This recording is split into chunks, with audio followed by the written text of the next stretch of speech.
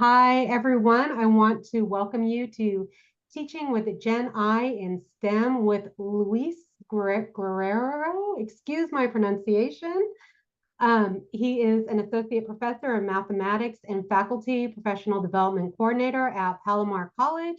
He's also faculty director of the North County Higher Education Alliance, founder of the Highway 78 Math Field Day, and Luis has led multiple DEIAA efforts in math across the curriculum, holistically, which sounds very interesting to me. Someone not being a math person, and his current interests focus on AI literacy and have led multiple AI workshops at Palomar and in the San Diego region. So I want to welcome you, and I thank you so much for being here, and I hand it over to you. All right, thanks so much, everybody. So again, my name is Luis Guerrero. Can I have people just in the chat mention which department or area of study you're coming in here today? So that even if you're STEM or non-STEM, I do have nuggets of information, as Rory was mentioning, that is applicable to any area. I think my first half of the talk will be kind of like more generalist, and then I'm going to focus in my particular applications in my math classes that I both teach STEM and non-STEM bound courses, and I can kind of like share kind of like a little bit of the differences and kind of like similarities depending on the focus of the classes that I'm teaching. And just to confirm, is my screen being shared with the slides? Okay, yes, it is. So I think that today I wanted to start with kind of like a little bit about kind of like the California Community College Chancellor perspective, because I think that at least in the community college side, there's a little bit of fear kind of like what's going to happen. Are we going to be replaced by AI in the future? And the Chancellor's office has basically redefined many things that I think that are to our benefit as an opportunity, but also as to recognizing that the Chancellor's office is invested in this regard. So the Chancellor's office has their Vision 2030 plan, and it has kind of like three main goals of equity in success, equity in access, and equity in support. But among those kind of like three big pillars, it has kind of like toward the bottom, you can see in red, that generative AI and the future of learning is well within kind of like the vision and kind of like action plan that the California Community College Chancellor's Office has for the entire system. And we're going to see how does that trickle down. In particular, in their GenAI focus, they want to explore the transformative potential of AI in education, aiming to leverage technology, reduce equity gaps while mitigating inherent biases in digital access. So they've gone and done many things. I don't know if anybody in your colleges went to the Futures Summit that happened, I think November or October last year.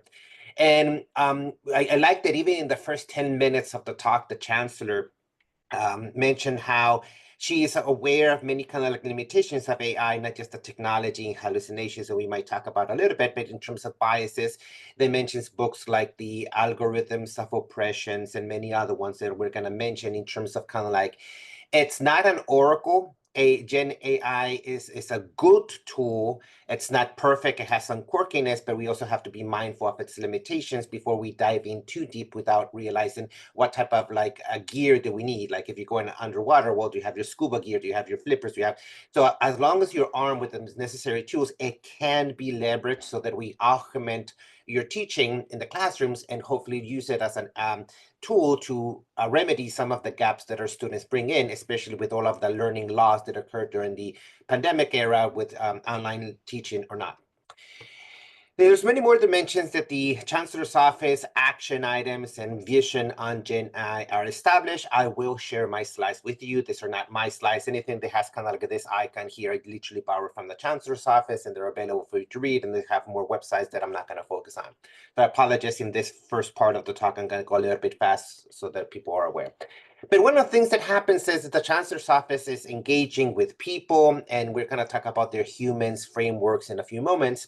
And so I just want to mention that if some of us are like feel overwhelmed with the information of like, oh, the crash market almost with the DeepSeek R1 model and kind of like what does it mean for the closed systems and the future of AI, there's many things happening week to week, but I think that we need something steady. And I think that having the support from the state gives us a little bit of like, we can still experiment.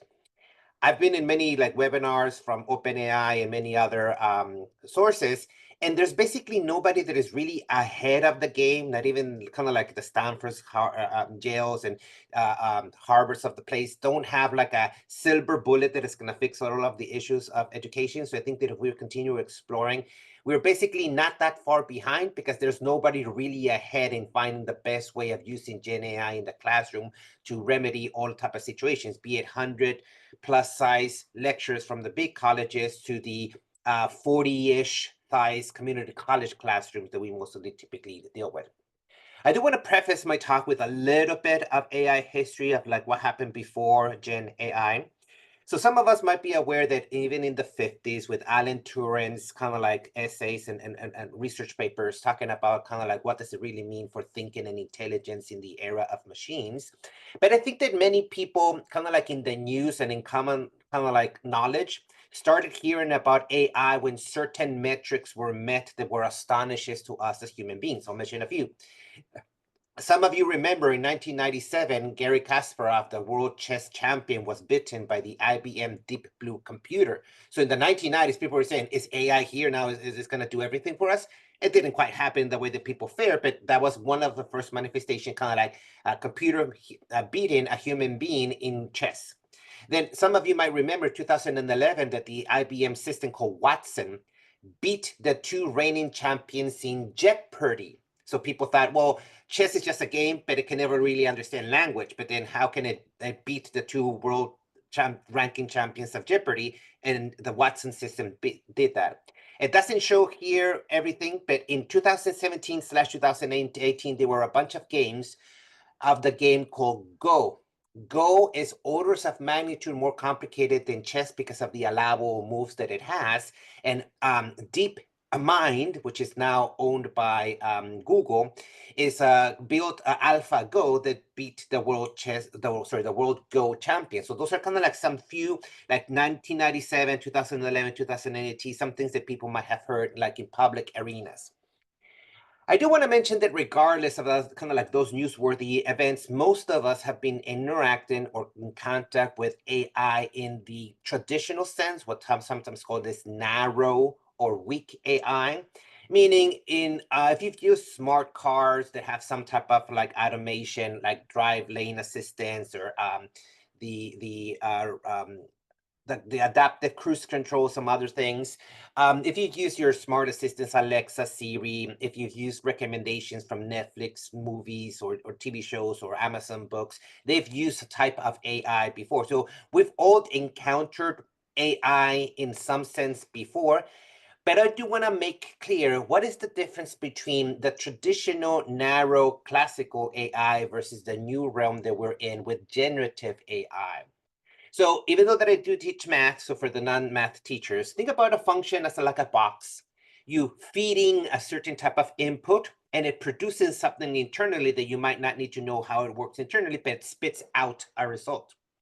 If what it spits out is a number, a discrete object or classification or a probability, think of this as is the output that's classical AI. Like here's a photo. Is it a cat or is it a dog? It's just really classifying. So that's kind of like classical AI. I'm not saying that that's easy. It took many times to kind of like solve many of those classification problems in the before times. But what is really generative AI? Imagine that the outputs are no longer a discrete class or a number, but rather it's producing natural language, it's producing an image, it's producing audio, it's producing video, it's producing 3D assets for like video games or 3D rendered objects as the output. Those are totally different than just the classical AIs. And so you can see here at the bottom, the bar graph that I took from a Google training about the different types of classes that now Gen AI can produce that in the before time weren't easy to produce. Now, and if you have access to, let's say, Adobe product, like Adobe Creative Suite or Photoshop and Illustrator, they have what is called Adobe Firefly, which is the name of their kind of like Gen AI systems where you can do text to image, in that product. There's many other, DALL-E, Midjourney, which you can do text to image. Some of you have heard the new text to video systems like Sora and many others, where you literally type text and it produces up to a minute video without audio. But then there's other systems that produce text to audio, and then you can kind of like do many things, like literally just by typing in your prompt, you can have images, video, and or audio out of it. So that's totally different than just producing classifications, numbers, or probabilities. So we can see that GenAI is totally distinct than classical, narrow, traditional AI. There's many areas that AI in general, and now here GenAI is kind of rolled into the general, that people want to work on: perception, representation and reasoning, learning, natural interaction, social impact. We're not going to be able to cover all, and that's kind of like a full semester length of covering all. We're just going to focus on learning, so kind of like focus on education, especially, and going to give my community college lens through the Chancellor's Office infusion of knowledge. And again, you can read more of this information. I'm going to share my slides later. I do want to define some terminology, because one of the things that happens is we need to be mindful of, well, what is DeepSeek R1 and what is distillation and many kind of like buzzword that you might be hearing. Well, we have to start at the beginning. What is an LLM, a large language model? Think about another name that people give this are called the foundational models. So think this as a machine that uses machine learning and neural networks and other complicated words. I don't want to talk about convolution and other complicated terminology. If you're computer science, you might know way more than I. The key point is, think about it as something that was trained on massive, like the entirety of the internet information. It formed like mental models internally, and I might even be misnoming things, because using kind of like mental as in like a human capacity into an artificial entity is kind of like weird to say, but that's the best way to make analogies of making human comparisons instead of like technical things of what it is doing.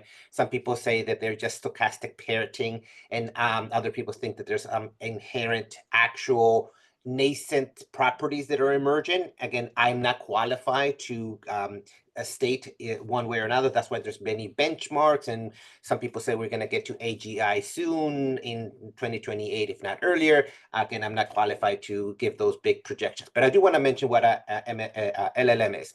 So it's a machine that was trained on the entirety of human knowledge that is have access to. There's a lot of copyright and many other privacy and issues with the acquirement of the knowledge, and a lot of biases. But that was trained. And then once it was trained, it basically built a model that then basically you can ask questions in a natural sense, and it spits out answers in natural language, video, audio, as I was explaining. So those are the foundation or LLM systems. There's many different types. There's Gemini from Google. There's Cloud from Anthropic. There's Copilot from Microsoft. There's Perplexity, and there's many other kind of like names that basically are a certain type of foundational model or large language model, but in essence, they all kind of like behave the same way. In terms of the news, I want to acknowledge that I don't know if you know who the person in the middle is with the black jacket. For those of us who play video games and kind of like know about computer graphics, that's Jensen, the owner and creator of the NVIDIA company. So NVIDIA is kind of like the chip maker, and it's a California company. Then we have our Governor Newsom and our Chancellor of the Community College on the left, and they sign a 10-page MOU that is a collaboration that we might be able to use compute power from NVIDIA's computers to use across the state. That is very interesting. I haven't quite seen how it has been percolated. I think this was signed last semester, and so it's very interesting that across the state, our community college, which is the largest university in the nation system, is collaborating with the big guys, NVIDIA, the international chip makers across the world. So that's very interesting. And you might, I don't know if your college has integrated CanAmigo through Canvas. So Instructor, which is the parent company of Canvas, partner with CanAmigo, which is again another competing bot or interface to the LLMs. And so you might get AI for free in your college if your IT systems connect with CanAmigo. I do want to mention that there's other things in the news that is connected specifically to STEM. The 2024 Nobel laureates were somewhat of a surprise. A non-physicist won the physics Nobel Prize. It's the grandfather of AI. Jeffrey Hinton is not a physicist in a traditional sense and won the Nobel Prize in Physics. And then we have other two researchers at DeepMind, which are, again, an AI company that Google then acquired, won the chemistry Nobel Prize because of their research on AlphaFold, which is an AI system that helps scientists like chemists and biologists know how proteins and other molecules fold. And so it's so interesting that in the recognition of kind of like the international benchmarks of what is important science, now AI is being elevated and actually winning Nobel Prizes for those discoveries and contributions to science. And so I find that very interesting. I do want to mention that there's a next layer. So we talked about, that's why I went through the history and started talking since the 50s of kind of like the notion of intelligence and AI. We've heard about classical or narrow AI. We've heard about GenAI. The next buzzword, the 2025 is going to be plastered to everything. It's called agentic AI or AI agents. So if you've seen in the news the concept of OpenAI operator, that's the name that is set. It's a different product than ChatGPT. Operator is the flavor that OpenAI has for agentic AI. Now, again, big words. What the heck is agentic or AI agents? Thus far, GenAI has been passive in the aspect that it doesn't do anything like the website or it doesn't matter if you host it in locally on your computers or through the web interface. The traditional or current GenAI doesn't do anything until you give it a prompt. Prompt to text, prompt to image, prompt to video, whatever you want to do it. Doesn't do anything until you tell it, do this on my behalf. Well, agentic AI is you give it a prompt, but it can do actions in the real world. For example, plan for me a trip through Europe. I want to visit these cities, but you make the reservation and actually use my credit card to go and pay it out in the world, and it can save you 2 to 3 hours of work. People are using this for many things of kind of like verifying contracts and many other things in a more systematic way. So agentic AI is Gen AI that can do actions on your behalf. It still has guardrails that it asks you, do you want to proceed with the next step of like charging your credit card or whatever it might be? So it's not kind of like doing everything fully and completely unless you program it in that way. So here's kind of like a little overview of what is kind of like the current Gen AI, the notions on the right-hand side, versus the new buzzwords you're going to start here in 2025 moving on forward with like operator and many other brands from many other companies. So if you barely remember the large language models or the foundational models from different companies, now you're going to see here different products or APIs that are connected to their LLMs, but they're now selling as a specific agent or product like operator from OpenAI and many others that are going to come in the future. So again, it's autonomous and does things on your behalf. And this is not that type of talk. I'm just mentioning the buzzwords of 2025. All right. I do want to mention for the community college level, this is only applicable to us. I apologize for a year. There is a law that passed in 2024 that AI cannot replace you in the classroom. Cervantes, AB 2370, that was signed into law by the governor, basically says the bill prohibits artificial intelligence from being used to replace community college faculty. In other words, AI cannot be used as the instructor of record. A human being with minimal qualifications still needs to be the instructor of record of any class that any community college still offers in the future. It doesn't mean that the chancellor's office and the state legislature doesn't want us to use AI as a tool, and they actually do want us to enhance their teaching with AI tools, but I just want to give for community colleges. I've heard from other four-year schools that they're actually trying to replace TAs because they think that TAs are expensive through GenAI. That is not my purview, and that is a decision that if you do work at a four-year school, you might need to fight for your TAs, and that's something that I cannot control. Before we dive into kind of like how I use AI in my classroom, I do want to mention kind of like what's the youth perspective. So this was a study done in 2024 about youth from 14 to 22. Now, yes, there's a little bit of Gen Z in there, and I know that Gen Alpha is kind of like coming across the corner. I always tell kind of like when I mention this, I preface it that we've always have this kind of like transition or phase shift points Like, I'm a millennial. I remember a world before the internet, and when Netscape first started appearing and connected to the World Wide Web, that was kind of like mind-blowing.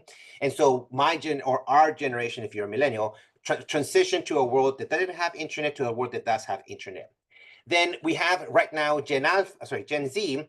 Yes, they grew up with social media and everything like that, but Gen Z, I think in their educational years, it was the first generation that knew a world before Gen AI and now are struggling. What does Gen AI mean in their educational journey?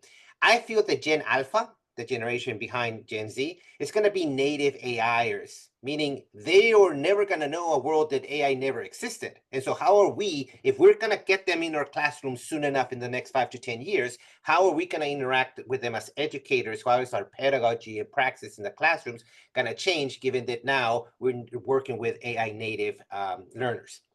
So this study talks about how many of them are right now using it kind of like for exploratory purposes, and that not everybody in your classroom has access to. Now, depending on if you are at a 4-year school versus community college, and depending on how much first-year generation and underserved student population you might have, or special needs students, the proportion might be different. Both regionally and kind of like for what purposes do they use. But I feel that there's now sufficient, like in the news exposure of AI, that more students are exploring the option, unless they hear so much negativity that somebody told me it's cheating, somebody told me I cannot use it, and they fear to using it, even if it might be beneficial in a certain sense. Now, the other aspect with this is, even though the people or students are using it to kind of like explore just general inquiry questions, so I'm like, I don't want to go through different Wikipedia articles and click link. They just want to ask a question and have kind of like the GenAI generate kind of like the thought processes and chain of thought. I like how, in terms of ethnicities, many of our Black, African American, Latino, Latina, Latinx, Hispanic students are actually using it in a little bit more proportion. It seems to be the case that our students of color are realizing that they don't want to be left behind in the digital equity gap, meaning other interactions like big computers at your home, they were expensive. Then laptops came in, they're still expensive. So I feel that now that everybody has a phone and they can access GenAI through their phone, the barrier to entry, especially because you can get GenAI for free, people are exploring it a little bit more and are using it. Now, is that going to continue? I don't know. This is just one sample in time survey. And they all know, and they all acknowledge that in the next 10 years, it will have an impact. Some of the student respondents that it's going to be positive impact, not negative, but the majority do realize that it's going to have both a positive and negative impact. They realize that there has never been a technology that it hasn't had unintended consequences. Like when we invented social media, thinking that it's going to unite more people, it has created a lot of bad things in terms of mental issues and or beyond. And so we have to be very careful with that. There was a survey done by the Chancellor's Office of administrators, faculty, and classified staff across the state, similar to what is the impact that they feel that AI is going to have in terms of the workforce and education in general. And it seems kind of like the majority of them, and I will also fall into that realm, that I do feel that it's going to be a mix of positive and negatives. It can be used for good, but if people are not trained enough, it can be harmful, both for you as the instructor, creating more work for you in terms of policing or informing or enforcing policies that you might not know that they were created the best way, in terms of, do you allow AI in your classroom or not, like syllabus and other policies in your classrooms. But also for our students really doing critical thinking and problem solving by themselves, or are they using it as a crutch? But then what does it look like if our workforce asks these skills of them in the future? So it's very interesting. And then yes, John, there's many information here that you can see what's the perspective, because I feel that many of our administrators are not yet aware of how can it affect other areas of their work. I've known or heard some colleges that are trying to use GenAI for like enrollment and contract processing and many other aspects of like the logistical side of how colleges work, not just the instructional side, how it works. And I just don't know if they know well enough or implemented it in their colleges.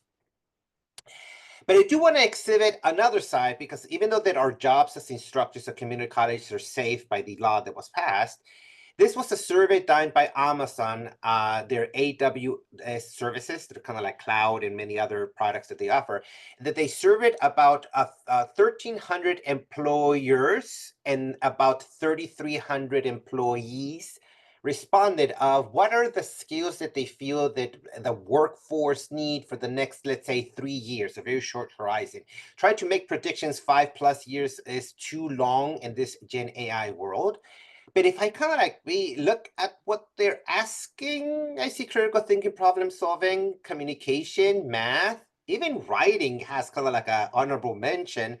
So I almost feel that they are kind of like almost a one-to-one correspondence to our course learning outcomes, our program learning outcomes, our institutional learning outcomes.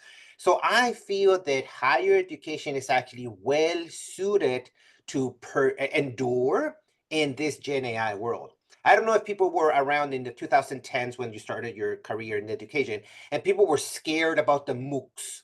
Massive open online courses was going to be the death of the universities, and we're never going to have community colleges again. Well, it didn't quite manifest it that way. Like Coursera, edX, and many other MOOC providers still exist. They offer a service that is necessary in the education landscape, but it hasn't replaced interaction, because we know that student needs socialization, and it's a communal sense of learning what makes better. That sometimes they learn more from their peers than what you're actually telling them as an instructor per se. So I find this reassuring. And again, going back to the chancellor's perspective, adopted, and I want to click on this link to share in the chat. This is the website from the Chancellor's office where they put on their vision, and they literally name it the Human-Centered Principles for Adopting Gen AI. So you can look how they make cute the name humans, kind of like the human-centered, universal support, management, privacy and controls, et cetera, et cetera. So in their Vision 2030 that our college across the state is adopting, I feel this reassuring, where they do want the technology to be used, but they are putting in the support that we need in order to do it correctly. There's more information here about their goals, their implementation, and their values from the Chancellor's office to implement the humans framework, but you can see more information on that website that I put in the chat. And you can, they offer statewide seminars and workshops that if you're connected to the Vision Resource Center, you can access them through there. If not, there's a website there that you can click on their professional development from the statewide. This is a document from the Office of Educational Technology. Again, it's a federal white paper that again mentions kind of like the future of learning, and it talks about AI, but basically has a concept that has humans in the loop. And so whenever we're talking about Gen AI, again, it's not going to be a replacement. It's going to be, we have to understand Gen AI through the educational system that we are in and other transformations that has happened in the past. So we are not always frightened of, oh, it's going to change everything and we're going to be out of a job type perspective. Oregon State University created a revision of Bloom's taxonomy. We all know that kind of like we want learning outcomes in our classrooms, that we want students to go beyond memorization to understanding, applying, analyze, evaluate, etc., etc. And so they basically says, what are the distinctly human skills that AI cannot do, or we're not expecting them to do? And what are AI capable areas that in the Bloom taxonomy it can be? So I find this kind of like you need to view how maybe you create your assignments through this new lens. So you don't just give them skill-based answer this question that Gen AI can do it on their behalf. In the same way that now we have in math classes, you want them to use calculator so they don't get bogged down in adding, subtracting, multiplying by hand, and we can focus in higher order analyzing and applying of the concepts and just being the meticulous do this computation to get this weird decimal number type of thing. I'm going to ask one person from the audience to read this. So I don't want to be talking the entire time. Can I have somebody unmute and read this quote? I'll read it. So cognitive residues rather than limit them, as argued by Scartamalia, Bereiter, McLean, Swallow, and Woodruff in 1989. It is not the computer that should be doing the diagnosing, the goal setting, and the planning. It is the student. The computer environment should not be providing the knowledge and intelligence to guide learning. It should be providing the facilitating structure and tools that enable students to make maximum use of their own intelligence and knowledge. Thank you, Liana. This book was written in 1997, and it is referencing a quote from 1989. So I want to mention this. If you really replace the word computer with GenAI, it's almost a one-to-one correspondence that this quote is as relevant today in 2025 than it was when it was conceived in 89, just by replacing the word computer with GenAI. So we need to think differently because we've been grappling in higher education with these notions of new technologies. I'm not going to ask to read this, has a lot more information. This book was written in 2004, so 20 plus years back. It is called the Multi-Literacies for a Digital Age, where they literally just changed the word multi-literacies to AI literacies. And so once again, more than 20 years, we've been dealing with kind of like online education and computers and what does it mean? And this is a new phase of that same spectrum. But I do want to acknowledge that AI, in particular Gen AI, does feel a little bit different versus kind of like when the other technologies came about. It does stress us out maybe right now because it's happening too fast. Literally, not even a week ago, it made almost the crash market dive because of some results from China of DeepSeek R1 model and many other things. It also feels that we don't understand AI very well, or that it's not transparent, and it has many issues. And I think that this is adding to our we adopt it or not, or how to best adopt it. And so I just want to acknowledge that not everything's kind of like rosy, and then this is kind of like be a silver bullet that you have to kind of like dive in at the deep end. No, I'd rather that you dive in with just a tink, you're tippy-toeing kind of like your pinky and into the water. Don't dive into the deep yet.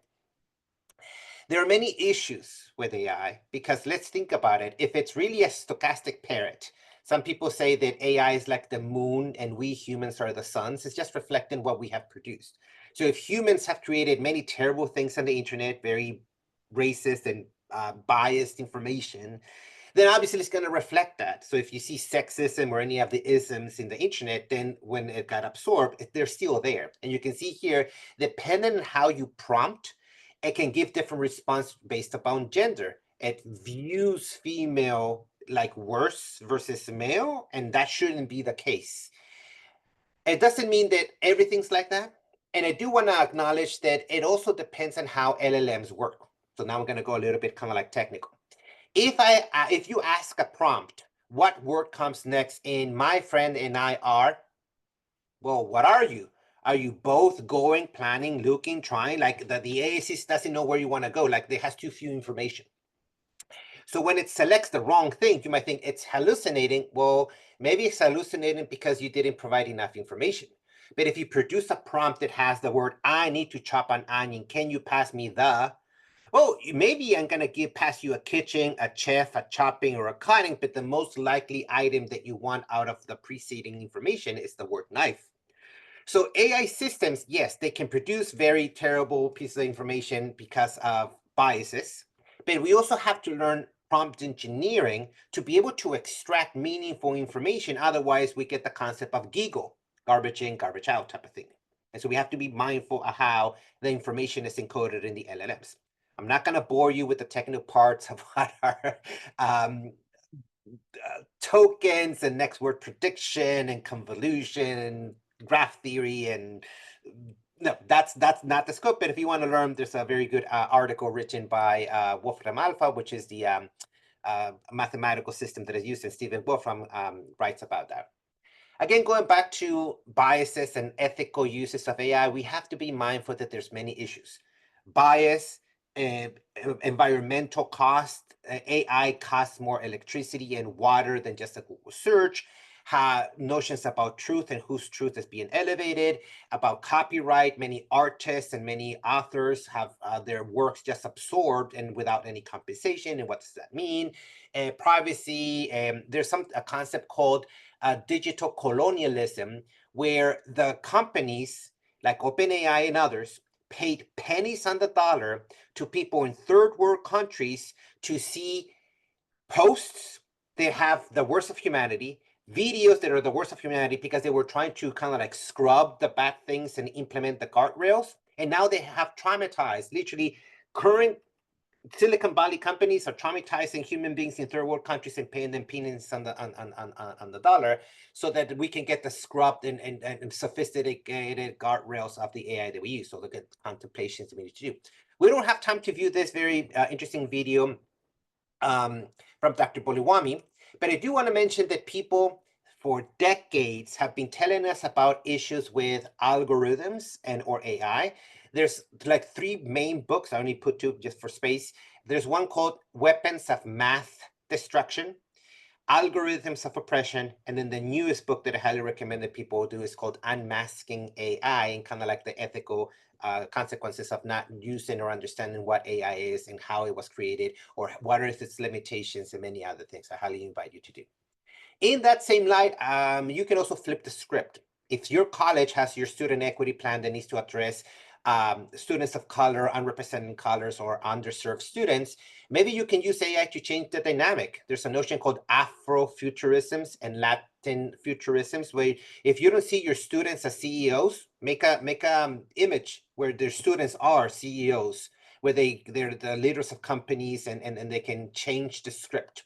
So AI can be used for good if you use it in the right way. Now that I've gone through that kind of like preview of AI, now we're going to go to the specifics of kind of like STEM. STEM has been kind of like embedded more with use of AI. So this is a research paper that gives you the applications of AI technology in STEM, so the Education Review 2011, 2020, 21.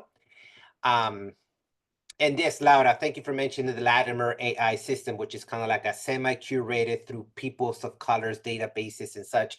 Thank you for that research that I didn't quite include, but it is a very good one.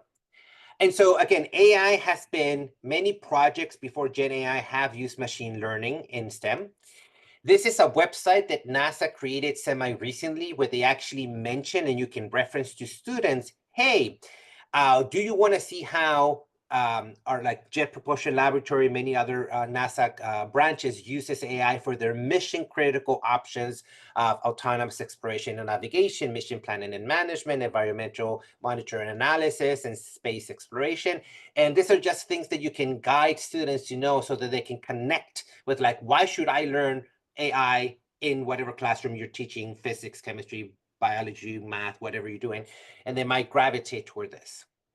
This is the National Science Foundation website, Role in Advancing AI-Driven STEM Research, where they go through trying to have 3 pillars of for their national institutes, talking about trustworthy and ethical AI, human AI interaction and collaboration, AI and advanced cybersecurity, and AI augmented learning, which I think is the one that most interests me in my capacity right now as PD coordinator, but it has many other dimensions. So again, our big national institutions are thinking about AI. This is another source of information where you can grab that. This is from the National Centers of Generative AI for Uplifting STEM C+ education, where literally there has been institutes being created that tackles these types of issues. How do we integrate AI in STEM in the different branches? And I don't have time to cover every single project that they have, but maybe you already know some of them. And again, all of the links are here. They're going to share in the slide with you later today. Now, how can you actually use it practically in your STEM courses? This is a very long list that I don't have time to mention every single bullet point, but you can use it to highlight relevant text and contextualize it, explain complicated examples, summarize, create formative assistant, brainstorming with your design in varying levels of subject matter expertise, and so on and so forth. So it gives you kind of like options what you can use the technology for. How can you use it with you as an instructor to help you with kind of like your lessons plans, your creation of a test and other things, and or the students can use it, you know, to practice like exams or other things. I put here a sample of what it could be. For example, either you as the instructor or the student can ask, hey, can you create a multiple choice physics questions? Now, you want to be more precise. You want to say like which unit, and if you want to even be more precise and say which book are you using, or kind of like what is the objectives of that subsection or unit, it might give you more precise. Now, I'm not a physicist. I'm not, I cannot tell if what the GenAI created is good, bad, or not. I invite you to explore and say, hey, what it has created and how would students receive it to see if it's valuable or not, or make recommendations of give prompts that look like this so that you avoid some of the common mistakes or questions that are not at the level that you needed for the college level, transfer level knowledge versus maybe high school level knowledge. There's this other book that has 101 creative ideas to use AI in the classroom. And again, this is kind of like making comparisons if you know what GeoAlgebra is, which is just a tool. It's a graphical tool to create graphs and do some computations. And so how can you use GenAI to do that? There's some other ones dealing with Desmos and many other products. And there's more examples here beyond math. It has many more areas. So if you don't teach math, you might still find something, or STEM, you might still find something useful there. I do want to mention that even in the math field, these are people like, for example, Terence Tao, which is the person in the lower right, is field medalist, which in mathematics is equivalent to being a Nobel Prize winner, did a talk at the joint mathematical meetings and basically talk about how in the future we need to inject more AI, machine learning and AI into research level mathematics. So if research in tier 1 universities are already injecting AI in their classrooms, then how should we at the community college or other areas should trickle down that information, how we teach the subject matter, if it's now actually transforming how research is being made at the quote unquote edge of knowledge. Here's another book that came out in 2025 about the uses of AI in STEM education. You can buy it in Amazon. It's semi-new, but I highly recommend it if you want to see more options out there. So I've been talking a lot, so now let me try doing demos. So I use a system called NCHEA AI for 2 reasons. The Chancellor's Office made a pilot program across the state that it gave 50 faculty last semester, fall of 24, access to for free, and all of their students for free. And it's basically ChatGPT 4.0 for free for you and your students with just a different aesthetic look, but it's basically ChatGPT 4.0. And then for spring of 25, they open it up to 150 faculty. So I don't know if your individual college participated in this NCHEA program or no. I know that PlayLab offers a different type of solution, but I feel that NCHEA offers certain advantages. For example, one of the things that you can do with NCHEA is, let me just click the right button, is you can tell it how to do your bot. And this is very similar if you create a chatbot from either PlayLab or from ChatGPT if you have the pro version. But I think that the issue is that here you can actually upload material, and it uses RAG, retrieval augmented generation, to kind of like extract from your material. So it can be referencing your syllabus, your slides. It doesn't absorb video yet, but if you have the transcripts of your video, it can absorb that. If you have an open resource book, like from OpenStack or anything like that, you can feed it the open education book and also be as reference. Hopefully it's the book that you actually use in class. Publisher data, you shouldn't, but there should be ways of having an open source version of the information that you want to convey. So you feed that information so that the bot is more tailored to your actual classroom information. So let me do a little bit of demo of what do I do in class. So I sometimes say to my students, depending on the unit we're in, just click on this starter questions and press like, what is this concept called polyas problem-solving processes? So the students try to understand what is expected them to do in terms of problem-solving and critical thinking in my class. Okay, let's go deeper. Let's suppose that we're doing in chapter 2, and I'm going to talk about a math topic that is very common, like Venn diagrams, which Venn diagrams is a subset of set theory. So students can say, explain the concept of unions and intersections in chapter 2 set theory in the class that we're teaching. This is a class that I teach for non-STEM students. This is math for liberal arts, but it's using math notation. So it doesn't just generate text, it can generate latex type of mathematics. And I'm going to show a little bit more sophisticated for calculus and differential equations in a few seconds. Now, suppose that I don't understand this and I need more examples, then you can say write or create 5 examples of each operation. And then it goes. Now, good at thought, then ask for 10 or for 20. So you can be very prescriptive. And it gives a mixture of kind of like English words, cat, dog, and letters and numbers. But you know what? Maybe my student doesn't grasp the concept by letters or numbers. Make 10 more examples of each using emojis. Maybe your students are visual, and emojis are kind of like easy to display. And maybe your students can now understand the concept of unions and intersections by this visual way of representing the data than maybe when it was pure words, letters, and numbers. It wasn't like connecting. Again, there's something that you need to explore to see the capability. Now, I'm going to do a Calc 1 question, so I apologize if this is too beyond your scope. In my Calc 1 question, I tell them, if I ask a question and AI can answer it, then you need to do better. Meaning anything that the AI can answer, that's a C in my class. If you want better than a C, you need to understand the material at a higher depth conceptual understanding than just what the AI can spit out. So I'm going to write Calc 1 question. I apologize if that's not your main interest right now. You can say, prove that. Now, I'm injecting not advanced code. I'm using latex way of typing information so that it understands that I want the information being given back to me like mathematical notation. Okay. Prove that the C value guaranteed by the mean value theorem for the function, more latex, f of x equals 1 over x, the reciprocal function, on the open interval, positive 0 is less than a, less than b. And need to type lowercase b here. Come on, computer. B is the geometric mean of the interval. Now, this is a very typical exam question or advanced homework question, depending on how you do it, that you want your students to do.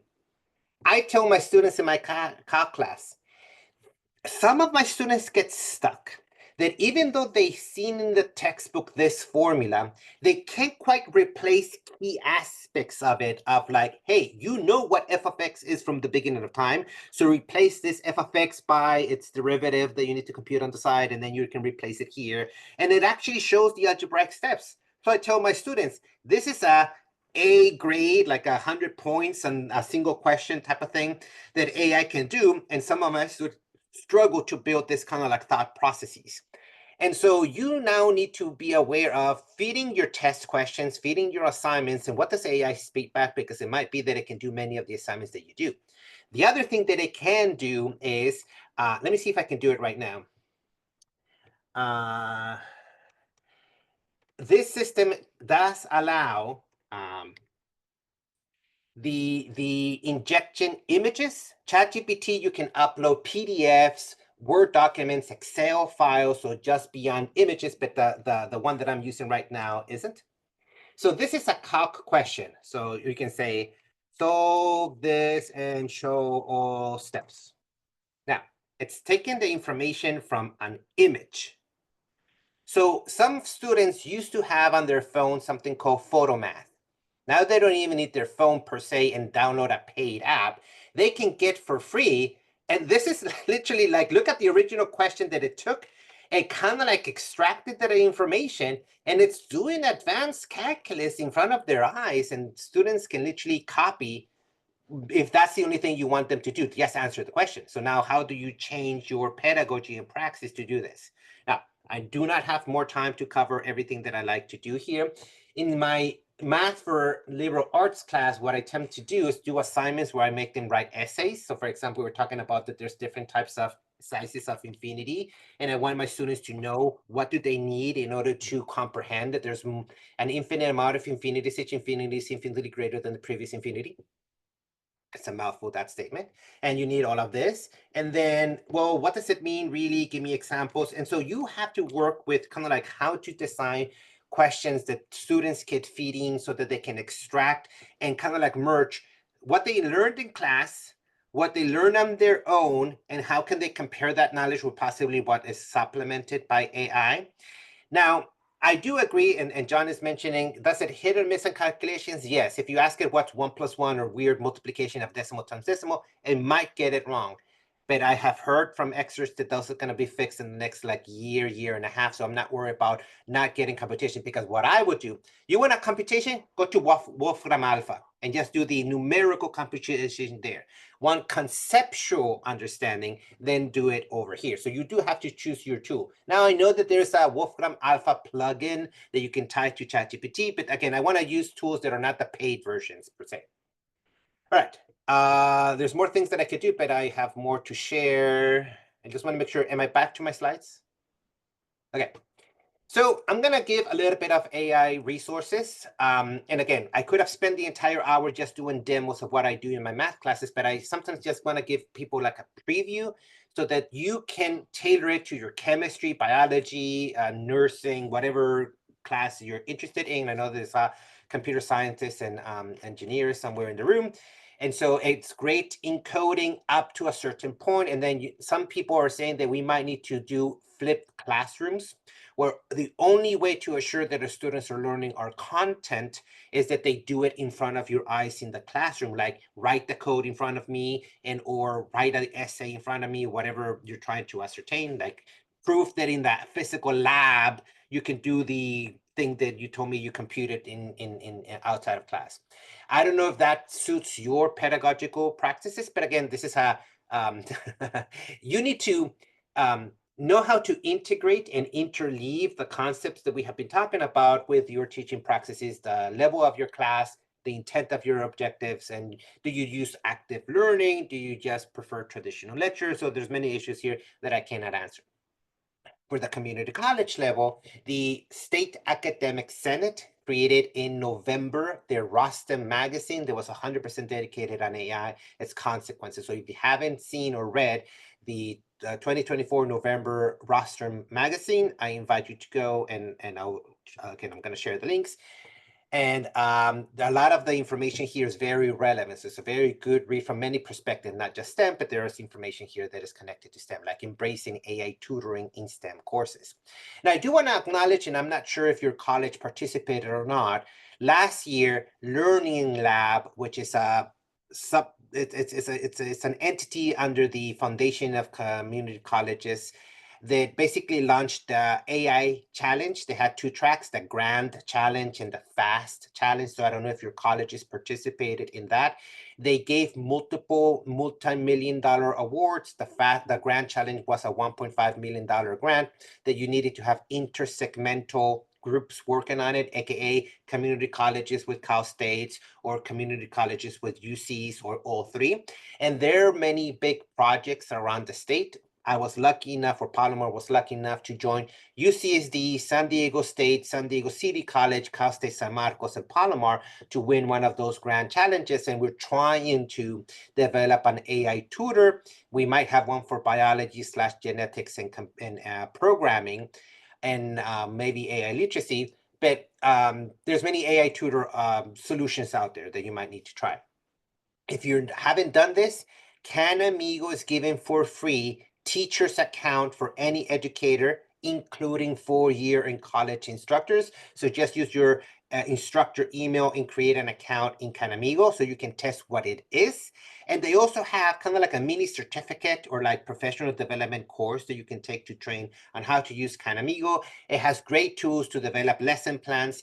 Although some people think that this is only for the K-12 system, you can adapt the tools and technologies so that it can help you at the college level. John is asking, is that a better than just regular ChatGPT? I would say that it's like a curated for you ChatGPT in the following sense, that it has like tools where those tools are kind of like doing the prompt engineering on your behalf. So you don't need to know like, how can I get this like lesson plan type of thing? Just tell it, I want a lesson plan of this topic, it's going to format it for you, but you can still go to the LLM version of it to modify and fine tune if you want. But it's just like an API on top of ChatGPT that it does certain things on your behalf quicker and faster than you trying to create from scratch. There's many other resources out there from you. Some of you might have had book clubs about this in your college. Brave New Words is the book from Sal Khan from Khan Academy. Then there's the Teaching with AI, which are great researchers. I already talked about the Unmasking AI from Joel Buliwami, and then Co-Intelligence from Ethan Mollick, which is doing great with the his business school. And then right now I'm blanking out on the name of his business school. I think it's either Harvard or business school or some other business school. So very well known. So these are great things. And these are institutes across the globe. HI, which is the Stanford University Human Centered Artificial Intelligence, and then we have the Berkeley Center for Human Compatible Artificial Intelligence. So you're starting to see that many research institutions across the world are putting humans in the loop per se when thinking about AI. Here are some white papers that you can download from the Office of Educational Technology about the future of teaching and learning. The Chronicle of Higher Education partnered with AWS to create the research paper, the white paper, what I want to call it, about how GenAI is changing the classroom. And then the last document is what the Chancellor's Office did to kick off their kind of like AI initiative in summer of 24. It has many great resources like syllabi, recommendations, and many other things.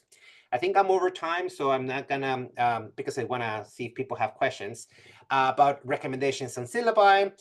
Some people, especially for English people, they are now, this is a researcher from Canada that talks about the concept of a post-plagiarism world. And what does that mean? That in the future, who created the knowledge might not be as important because everybody's going to be able to collaborate with AI in the future. And what does that mean?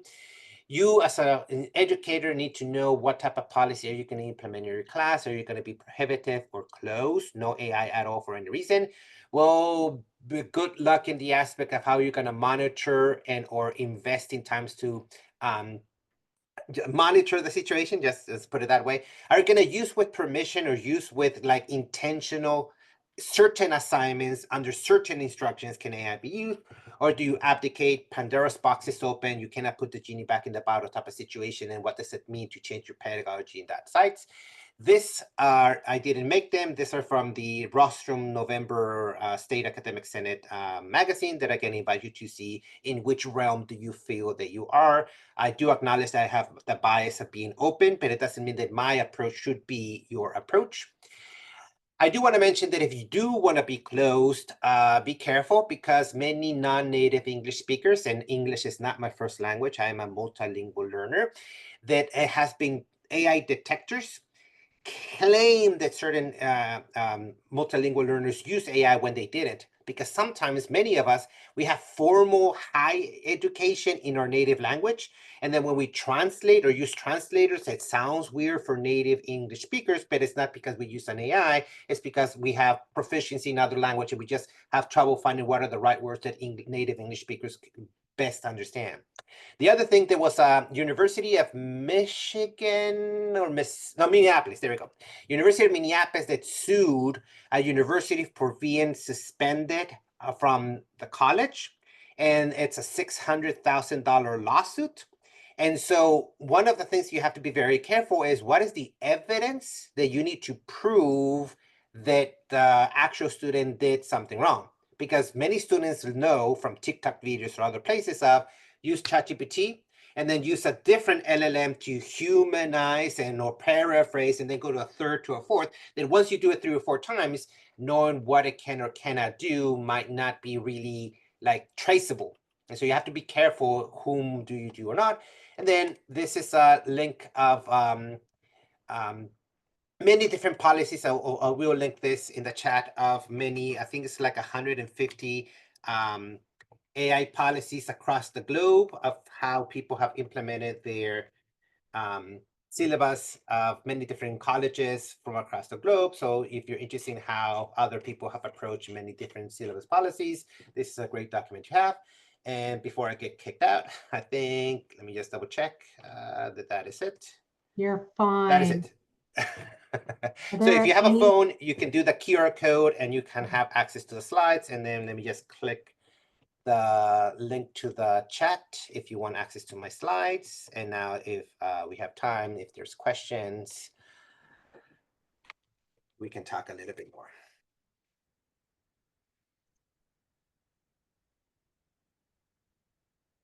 Questions, Thank comments? so much. I'm clicking on everything and putting them making bookmarks. I want to thank everyone for being here. I did stick up another sheet with other workshops, and Laura is going to be giving one next or the end of this week. I did not put didn't put the date. When is that, Laura? I gotta get I it. thought it was Wednesday afternoon. Yes, it is. Yes, it is. Which So should the be really interesting. And then Laura Dummin is, I think might be pronouncing her name wrong. She is giving one next week that deals more with integrating AI into your courses, which should be really interesting, how she does that. And then I do have a little bit of a post survey. Let me put this is Monday, a little post survey. And then how do we get the slides? I've been clicking on all of the hyperlinks and they are not. It's the last one that I did, the Canva one, or just use your phone for the QR code that is just being now. displayed. Yeah. Okay. And then I think, John, you made a question of, does it generate Venn diagrams? And the answer is not yet.